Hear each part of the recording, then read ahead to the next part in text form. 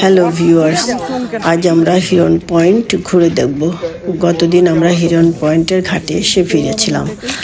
আজ আমরা হিরন পয়েন্টের ভিতরে ঘুরে দেখব। আমরা যখন আমাদের যাত্রা শুরু করছিলাম তখন আমাদের আগে যে ব্যাচ এসেছিল তারা দেখে ফিরে যাচ্ছে, আর আমরা তখন ঘোরা শুরু করেছি। আসলে হিরন পয়েন্ট দেখে আমি একটু হতাশ হয়েছিলাম, কারণ আমি ভেবেছিলাম যে গহীন বনে আমরা গা ছমছম করবে, আমরা তার ভিতর দিয়ে হেঁটে যাব, এরকম একটা কল্পনার জগতে আমি ছিলাম। কিন্তু আসলে বাস্তবে সেটা না। বাস্তবে পর্যটকদের ঘুরে দেখার জন্য এরকম একটা বনভূমির মধ্যে পথটা বানিয়েছিল। আমাদের গাইড বলছিলেন যে এই পথটা এবারে নতুন করেছে, এর আগে যেটা ছিল সেটা ভেঙে গেছিল, বাজেভাবে হাঁটাচলা করতে হতো, সেটাতে কষ্ট হতো ভিজিটরদের, সেজন্য এবার নতুন পথটা করেছে। তা আমরা নতুন পথ দিয়ে যেতে খুবই ভালো লাগছিল। পথটা একদম নতুন করেছে, কিছু কিছু জায়গায় কাজও হচ্ছিল। আমরা সেই নতুন পথ দিয়ে আমরা হিরন পয়েন্টের ভিতরে চলে গেলাম। আমরা যাত্রা শুরু করলাম সবাই মিলে। দেখা যাক সামনে কেমন আমাদের হিরন পয়েন্টটা, আপনাদের কেমন লাগে সেটা নিশ্চয়ই জানাবেন কমেন্টে। তাহলে ভিউয়ার্স, চলুন আমরা হিরন পয়েন্ট, পুরো হিরন পয়েন্টটা ঘুরে দেখি।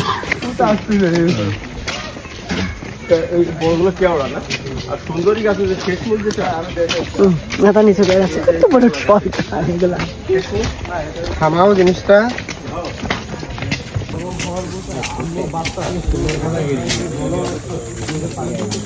তোদের নিষেধ করতে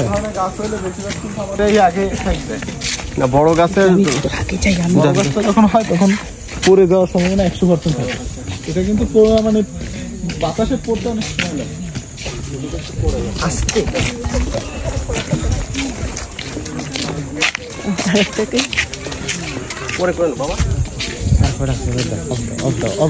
আমরা হেঁটে যাচ্ছিলাম আর দুপাশের শ্বাসমূলগুলো দেখে খুবই ভালো লাগছিল, যে শ্বাসমূলের গল্প বইতে পড়েছি। আর এগুলো সম্ভবত কেওড়া গাছ, আর দুপাশে সবুজ গাছগুলো দেখতে দেখতে আমরা এগিয়ে যাচ্ছিলাম। আমাদের আগের ব্যাচের ওরা সব ফিরে যাচ্ছে, আর আমরা এখন যাত্রা শুরু করলাম।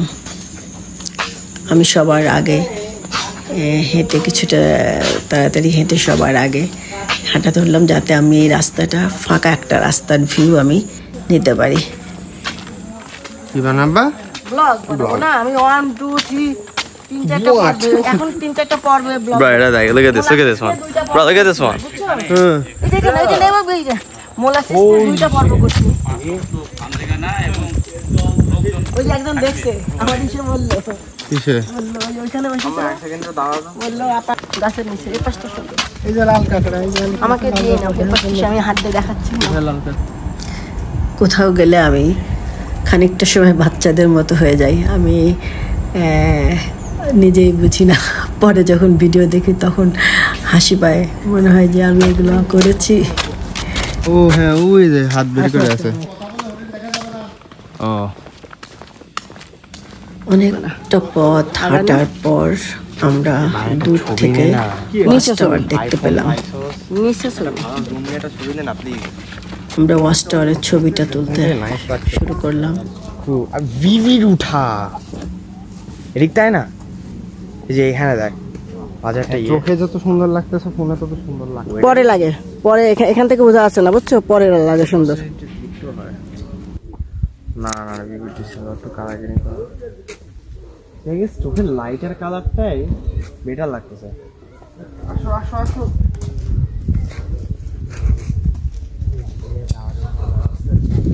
আমরা ওয়াচ টাওয়ারের দিকে যাত্রা শুরু করলাম, এবং আমাদের প্ল্যান যে আমরা ওয়াচ টাওয়ারের একদম উপরে উঠে পুরা হিরন পয়েন্টটা দেখব।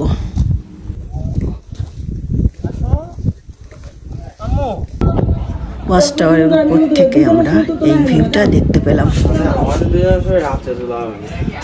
আমি আমার ছেলেদেরকে বলছিলাম যে বিভিন্ন ব্লগে দেখি যে এরকম হাঁটে মেয়েটা আর সেই ভিডিওটা করে। আমার ছেলেকে বলছে আব্বু আমাকে সেরকম করে ভিডিওটা করে দাও। আমার ছেলে দুষ্টুমি করে বলে আচ্ছা করলাম, তোমার ভিডিও করে শেষ। আমরা মা ছেলে মিলে দুষ্টুমি করি আর এই বিভিন্ন জায়গায় ঘুরি, ভিডিও করি। আমরা উপর থেকে ওই যে নদীটা দেখতে পেলাম, আমরা ওই নদীর ওখানে হাঁটতে হাঁটতে যাব। অর্থাৎ আমরা